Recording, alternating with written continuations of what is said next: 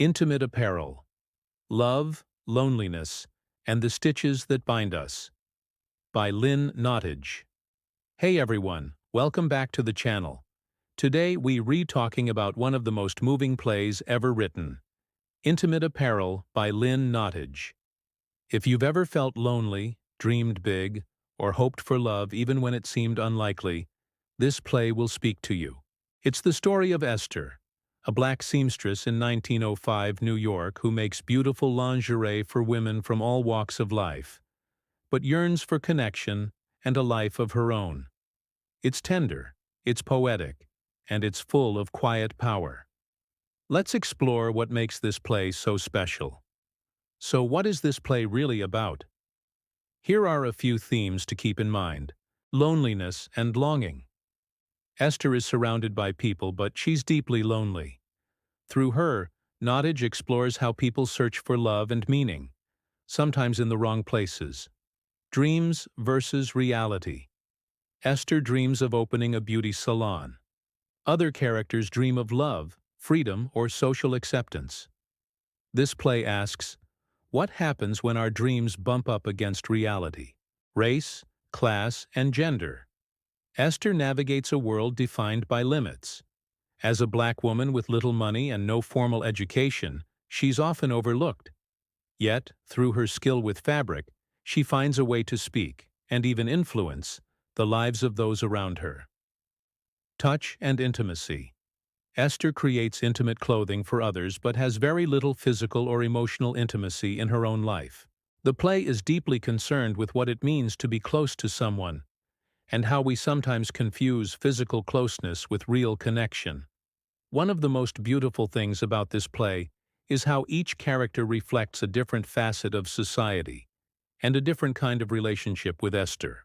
Mrs. Van Buren, a wealthy white woman who is also trapped, in her case, by the expectations of her class and marriage. Mamie, a sex worker who uses performance and music to protect her heart. Mr. Marks, a Jewish fabric merchant.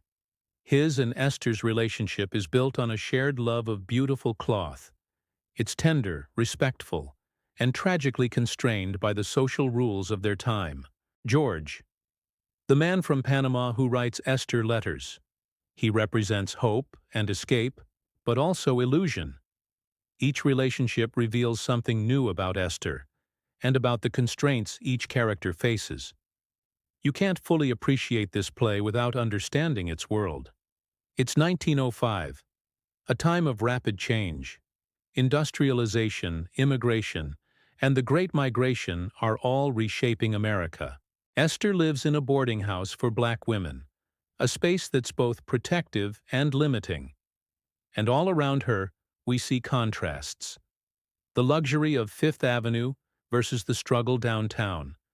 The traditional values versus new possibilities. Nottage doesn't just use setting as a backdrop, it is the story in many ways. Lynn Nottage is one of the most important playwrights alive, and you can see why in this play. She writes with empathy and subtlety. Notice how she uses silence, cloth, and touch as metaphors. The play isn't loud or preachy. It's intimate, just like the title says. She also gives voice to people history often ignores. Black women, immigrant workers, people whose stories aren't in the history books. That's part of what makes Intimate Apparel feel so urgent even today. If you're studying this for class, here are a few ideas to make your essay shine. Focus on fabric. Trace how Nottage uses cloth, sewing, and clothing as symbols throughout the play. Compare relationships. How does Esther's connection with Mr. Marks differ from her relationship with George? What does that tell us? Discuss silence versus voice. Who gets to speak? Who is heard? Who isn't? Connect to the title.